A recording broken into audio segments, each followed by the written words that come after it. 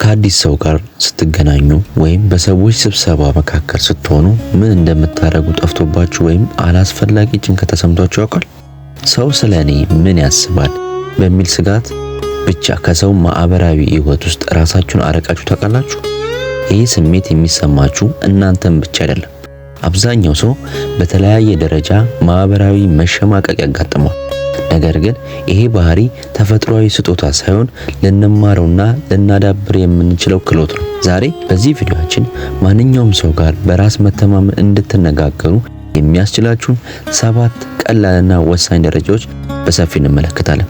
እስከ መጨረሻው አብራችሁን ቆዩ። እንኳን ወደዚህ ቻናል በደህና መጣችሁ። ዛሬ የምናየው ይዘት የማህበራዊ ህይወታችሁን አቅም የሚያሳድግና አዳዲስ ጓደኞች ለማፍራት በራስ መተማመናችሁን ከፍ ለማድረግ የሚረዳ ትልቅ ትምህርት ነው። ለቻናሉ አዲስ ከሆናችሁ አሁን ሰብስክራይብ በማድረግ የዚህ ቻናል ቤተሰብ ይሁኑ። አሁን በቀጥታ ወደ 7ቱ ደረጃዎች እንለፍ። ቁጥር 1 ትኩረትን ከራስ ወደ ሌላ ሰው ቀይር። ሰዎች ጋር ስንገናኝ የምንሸማቀቀው ትኩረታችን ሙሉ በሙሉ በራሳችን ላይ ስለሚሆን አለባበሴ እንዴት ነው? ድምጼ አይንቀጠቀጥም ወይ?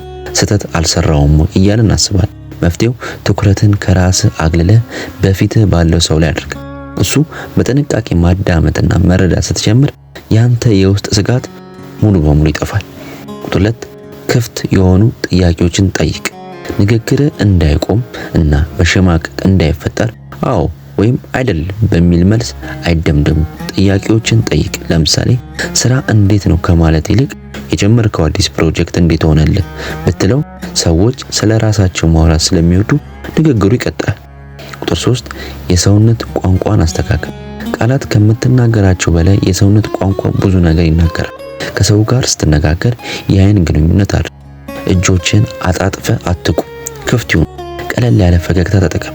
እነዚህ ትናንሽ ነገሮች በራስ መተማመን እንዳለ ለአእምሮም ሆነ ሌላ ሰው ይናገራሉ። ቁጥር 4 ስፖትላይት ኢፌክት የተባለ ማሳሳት ተረዳ። በስነ ልቦና ጥናት ስፖትላይት ኢፌክት የሚባል ነገር አለ። ይሄ ማለት እኛ ሰዎች ሁሉም ሰው እኛን የሚያይንና ስህተታችንን የሚከታተል ይመስለናል።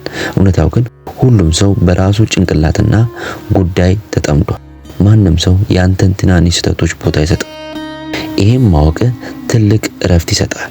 ቁጥር 5 በትናንሽ ማህበራዊ ግንኙነቶች ልምምድ ውሰድ። በአንድ ጀንበር ትልቅ ንግግር ማድረግ አያስፈልግም። በየቀኑ በትናንሽ ነገሮች ተለማመድ። ለምሳሌ ለሱቅ አቅራቢ ደህና አደሩ ማለት፣ ለመንገድ መሪ አመስግኖ ማለፍ ወይም ለስራ ባልደረባ ሰላምታ መስጠት።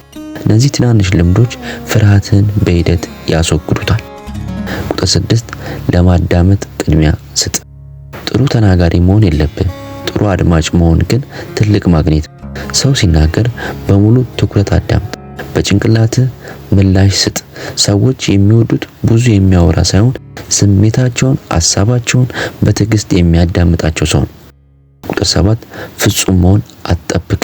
ንግግር ላይ ትንሽ መቆራረጥ ቢኖርም ወይም አላስፈላጊ ቃላት ብትናገርም ምንም ችግር የለው። ሰዎች ፍጹም የሆነ ሰዎችን ሳይሆን ተፈጥሯዊና እውነተኛ ሰዎችን ይወዳል። ስህተት ስትሰራ ራስ ላይ ቀልደ ማለፍ ትችላለህ። ማህበራዊ ክህሎቶች ልክ እንደ ስፖርት ልምምድ ነው። መጀመሪያ አካባቢ ሊከብድ ወይም ሊያስፈራ ይችላል። ነገር ግን በየቀኑ በትንሽ ስትለማመዱት እያደገ ይመጣል። ዋናው ነገር ራሳችሁን ሳታስጨንቁ ተፈጥሯዊ ማንነታችሁን ማሳየት ነው። የዛሬው ቪዲዮ ይሄን ይመስል ነበር።